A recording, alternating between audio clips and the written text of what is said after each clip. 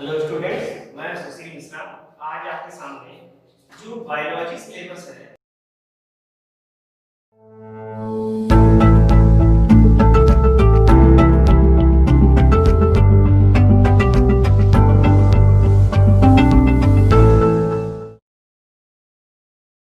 उस biology syllabus में कोविड-19 pandemic या महामारी की वजह से राज्य सरकार द्वारा जो सिलेबस में 30% की कटौती की गई है, यानी 30% जो सिलेबस है हमारा वो कट किया गया है।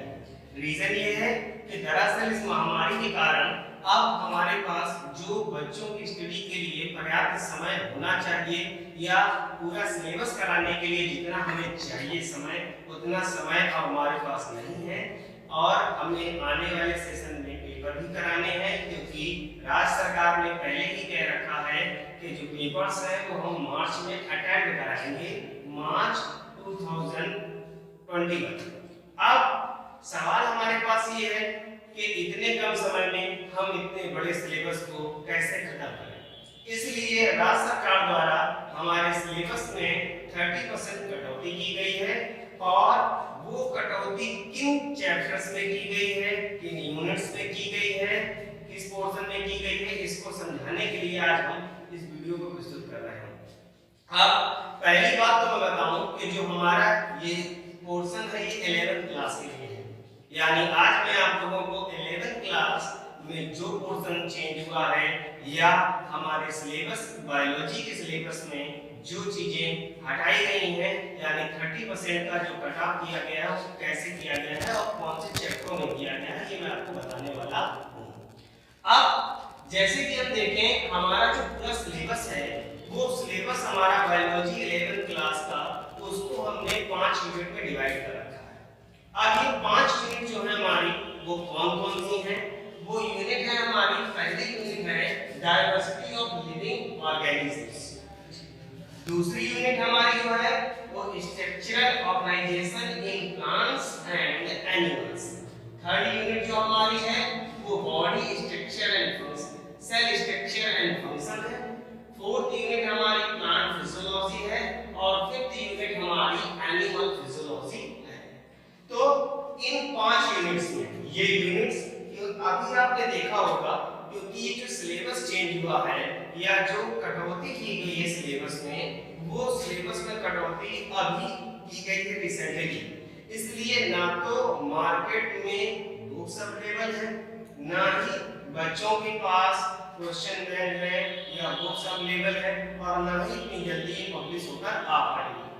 इसलिए हम इतने कम समय में ये कैसे जान पाए कि हमारे सिलेबस में क्या चीजें हटी हैं और क्या ऐड की गई हैं।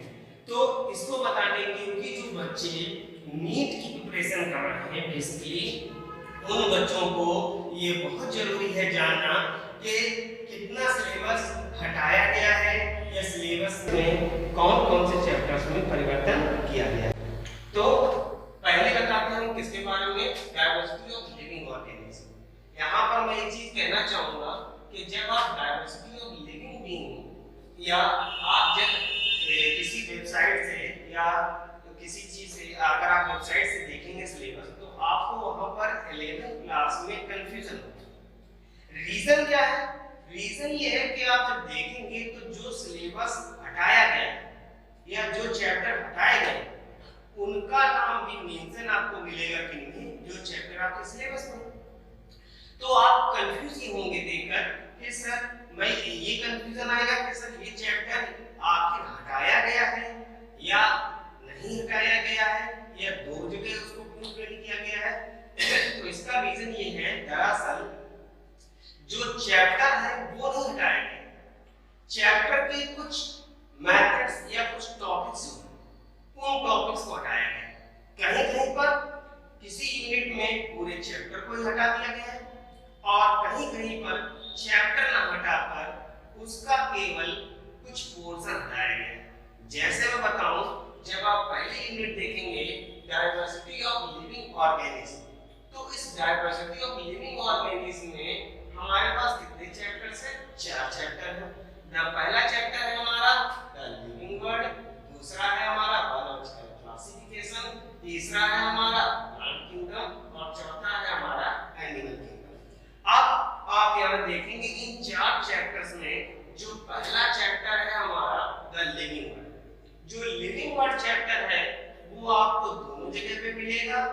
ओल्ड सिलेबस में भी और न्यू सिलेबस में भी। इसका रीजन ये है कि सिलेबस से या हमारी यूनिट से द लिविंग वर्ड को नहीं हटाया गया। द लिविंग वर्ड के कुछ टॉपिक्स जैसे म्यूजियम, जूलॉजिकल पार्क्स हमारे हैं कहा जाए, और म्यूजियम्स हैं हमारे, हार्बेरियम है हमारे, ये टॉपिक्स क्या किए गए हैं, ये टॉपिक्स अभी तक जितनी हमारे पास बुक्स होंगी या हमारे लास्ट ईयर तक हमारे पास बुक होगी, उसमें द लिविंग वर्ड जो है उसमें म्यूजियम, जूलॉजिकल पार्क्स, हार्बेरियम, ये सारे टॉपिक्स दिए गए हैं। लेकिन अब राज्य सरकार ने इसमें कटौती कर दी है, इसलिए हमें द लिविंग वर्ड पढ़ना, लेकिन हमें उस लिविंग वर्ड में उन टॉपिक्स को यानी जूलॉजिकल पार्क्स को, म्यूजियम्स को और हमारे हार्बेरियम को या 800 जो है हमारी दी गई हैं उनको हमें नहीं पढ़ना। ठीक, नेक्स्ट हमारा बायोलॉजिकल क्लासिफिकेशन जो चैप्टर है, इस चैप्टर को पूरा दिया गया है हमारा जैसे हमारा पहले था, यानी हमारे इसमें कट ऑफ करके ये रखा गया है कि हमें जो हमारा कहा जाए क्लासिफिकेशन के मेथड्स हैं, हमारे क्लासिफिकेशन के टॉपिक्स हैं, वो हमें इसमें क्या करने हैं, रीड करने हैं हमारे। नेक्स्ट हमारा प्लांट किंगडम रखा गया है।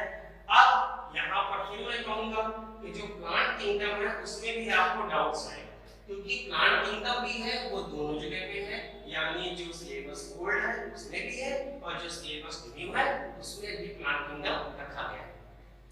अब सर प्लांट किंगडम रखा गया है तो प्लांट किंगडम में क्या हटाया गया सर? तो प्लांट किंगडम में हमारा जो एंजियोस्पर्मिक प्लांट है, उन एंजियोस्पर्मिक प्लांट्स में हमारा जो एंजियोस्पर्मिक का क्लासिफिकेशन है, कैरेक्टरिस्टिक्स हैं, ये चीजें जो है ये हमारी इस पोर्शन से यानी इस चैप्टर से क्या है, हटाएंगे। ठीक, नेक्स्ट हमारा जो चैप्टर है एनिमल किंगडम, वो हमारा वैसे का भी वैसा रखा गया है। नेक्स्ट दूसरी यूनिट की हम लोग बात करते हैं, यूनिट जो हमारी सेकंड है structural organisation in plants and animals. तो लास्ट किताबें जो आपने देखी होंगी या आपके पास किताब जो प्रेजेंट होगी उसमें आपको इस यूनिट में 3 चैप्टर्स मिलेंगे, 3 चैप्टर्स मिलेंगे। कौन कौन से मिलेंगे?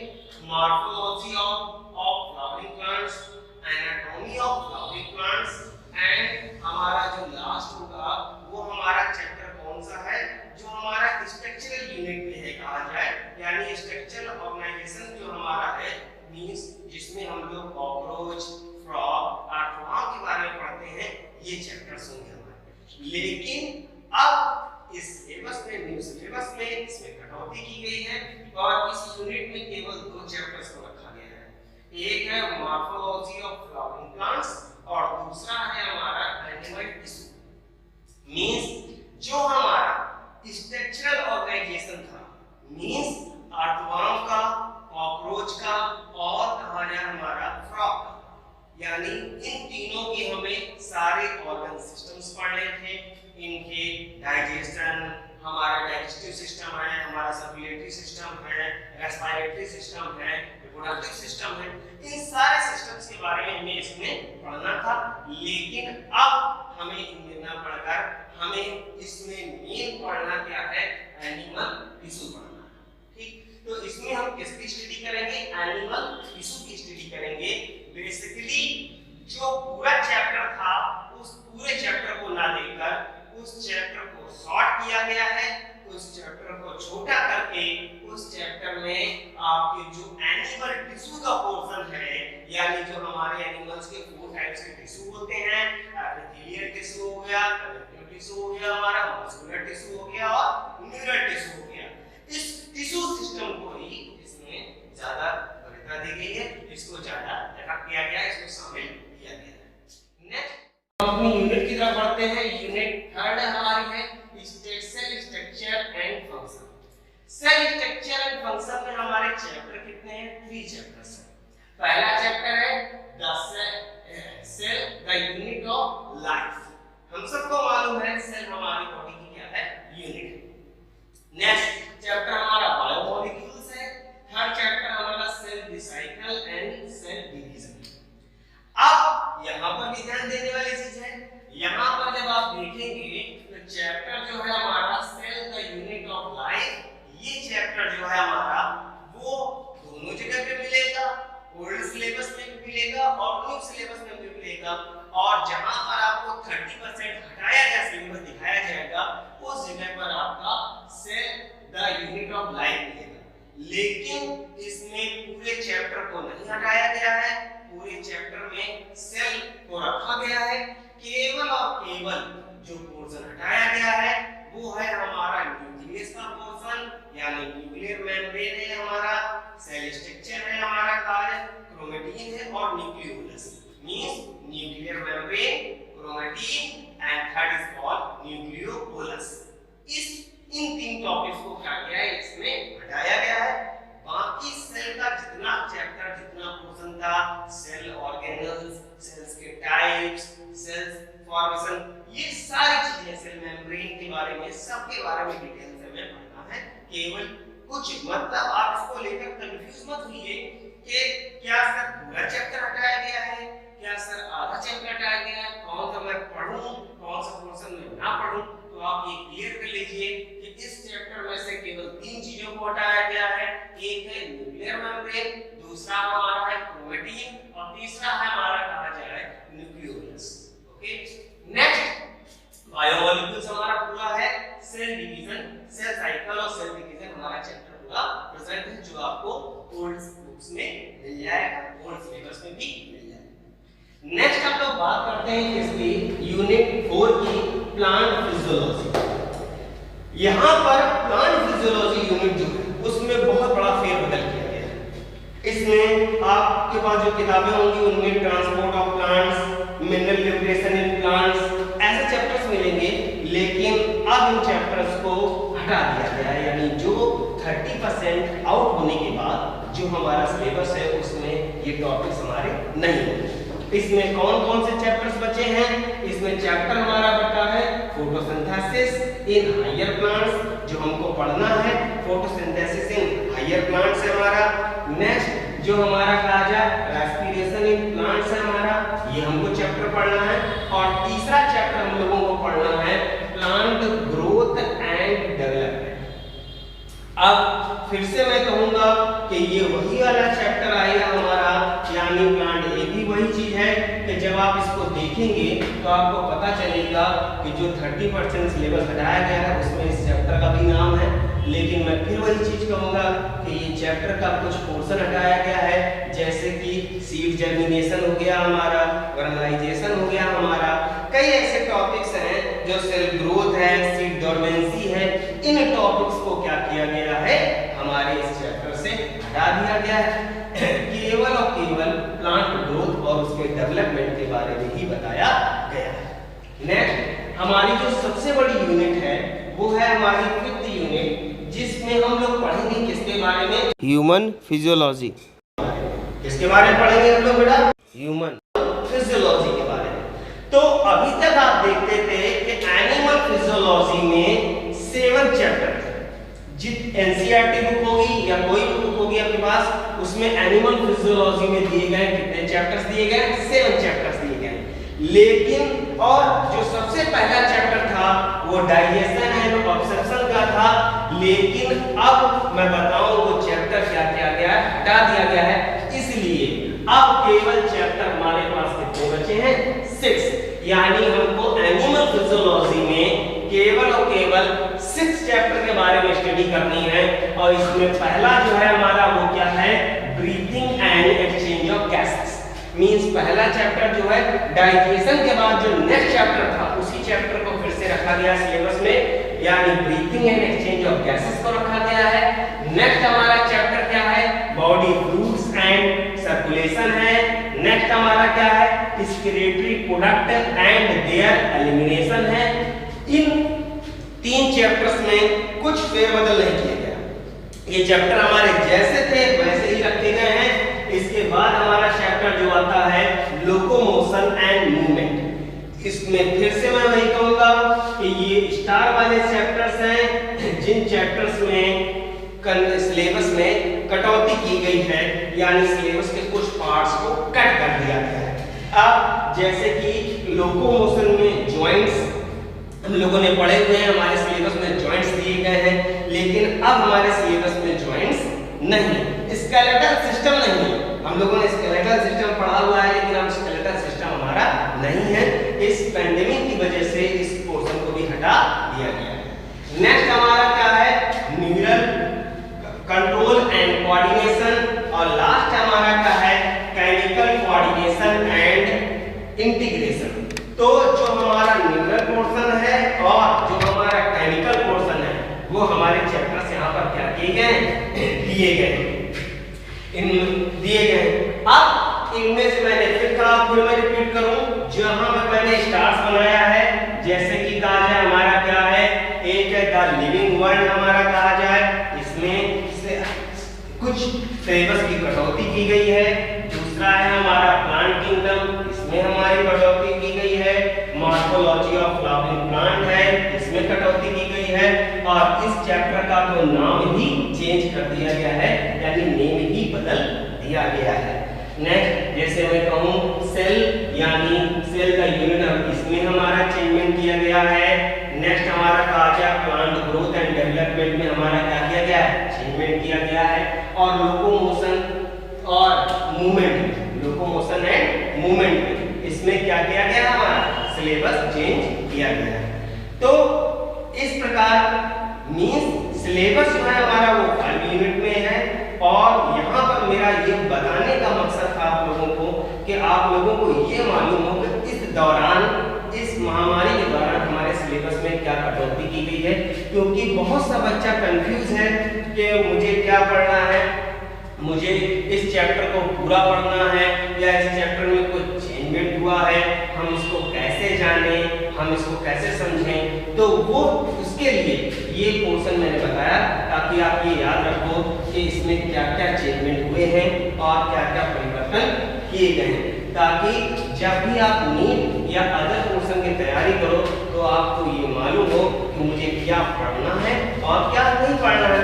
क्योंकि बहुत कम समय में हमें बहुत बड़ा परिवर्तन करना है, इसलिए हमें उस चीज को समझकर सॉर्ट आउट सिलेबस करना है। अब जैसे कि इसमें एक चैप्टर और है हमारा, कहा जाए कौन सा हमारा, वो है हमारा chapter neural control and coordination. इस न्यूरल कंट्रोल एंड कोऑर्डिनेशन में भी हमारा क्या है, चेंजमेंट किया गया है। जैसे आपने पुराने सिलेबस में पढ़ा होगा स्ट्रक्चर ऑफ ईयर और आई के बारे में, लेकिन अब स्ट्रक्चर ऑफ ईयर और आई न्यूरल कंट्रोल एंड कोऑर्डिनेशन में एब्सेंट है, यानी प्रेजेंट नहीं। तो अब हमको केवल इन 5 यूनिट की स्टडी करनी है। और जिन जिन चैप्टर्स में, एक बार मैं फिर से आपको रिवाइंड कराना चाहूँगा, ध्यान दीजिएगा। जैसे मैं कौन कौन से चैप्टर्स में, मतलब चैप्टर्स जो हट गए वो तो हट गए, लेकिन जो चैप्टर्स प्रेजेंट है लेकिन उनमें कटौती की गई है, वो चैप्टर्स कौन कौन से हैं, द लिविंग वर्ल्ड है, दूसरा हमारा क्या है, प्लांट किंगडम है, नेक्स्ट हमारा क्या है, सेकंड यूनिट में हमारा मॉर्फोलॉजी ऑफ फ्लावरिंग प्लांट्स है। मैं यहाँ पर फिर कहूँगा एनिमल टिश्यू का नाम ही चेंज कर दिया गया है चैप्टर का। नेक्स्ट हमारा कौन सा यूनिट 3 में है हमारा the cell unit of life है। नेक्स्ट हमारा कहा जाए प्लांट फिजियोलॉजी में हमारा जो है वो प्लांट ग्रोथ एंड डेवलपमेंट है। नेक्स्ट हमारा एनिमल किंगडम में डाइजेशन एंड ऑब्जेक्शन वाला चैप्टर आउट कर दिया गया है, हटा दिया गया है। और हमारा जो लोकोमोशन एंड मूवमेंट है और न्यूरल कंट्रोल एंड कोऑर्डिनेशन जो है, इन चैप्टर्स में क्या किया गया है, चेंजमेंट किया गया है। तो मुझे आशा है कि आपको मेरा ये वीडियो समझ में आया होगा। और क्योंकि अब मैं इस स्तर पे तैयारी करनी पड़ेगी कि हम इस बेसिक को लेके चलें, क्योंकि ये पोर्शन अब हमारे नीट्स के एग्जामिनेशन में नहीं आना। तो इसलिए उस तैयारी मेसेज के लिए मुझे लगता है कि आपको इस वीडियो द्वारा सहायता मिलेगी। और मैं आशा करूंगा कि आने वाले समय में मैं और अच्छी वीडियो देकर आपको इससे इंट्रोड्यूस कराता रहूं। और सिलेबस को सुबह से लेकर मैं आपको पहले चैप्टर से द लिविंग वर्ल्ड से नेक्स्ट वीडियो में पढ़ाऊंगा। और वहाँ पर मैं आपको फिर से रिमाइंड कराऊंगा कि पुराने द लिविंग वर्ल्ड में, ओल्ड सिलेबस के लिविंग द वर्ल्ड में और न्यू सिलेबस के लिविंग द वर्ल्ड में क्या क्या चेंजमेंट किए गए हैं,